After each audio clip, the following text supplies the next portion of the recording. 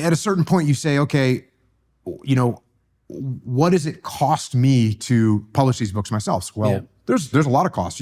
There's the storage, the printing, the whole 9 yards, the mailing, the ordering. There's a whole bunch that goes with it. Yeah, you need to have a business to do that. And there's the brain power and engagement that it takes to do that. So that's all happening. Meanwhile, they have all the necessary infrastructure. Right. And they were a good partner. You know, I maybe was a little bit too aggressive when I went and published my own book, you know, but Were you?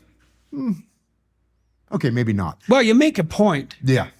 Right. You make a point. And you also indicated very clearly that you had your own marketing power, which is a major issue. Like, hopefully what a publisher could offer you is the opportunity to take on all that infrastructure responsibility, but also to market.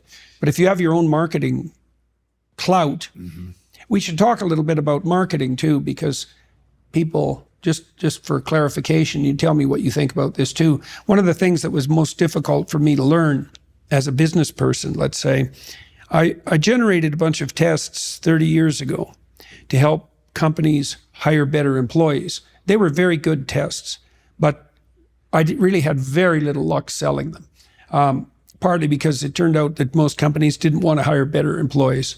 And so, which was quite a shock to me, and people might not believe that, but it depends on who you're talking to. If you're talking to middle managers in a large company, what they're really interested in is not ever taking a risk on anything whatsoever. They're not particularly interested in making the company grow even because there's some risk in that and they won't get any credit for it, plus there's some expense. And if they were entrepreneurially minded, they would be running their own companies. And so mostly what they do is attenuate risk. And then most companies are set up so that they don't really incentivize their people to take entrepreneurial risks. And so anyways, we didn't sell much of that at all.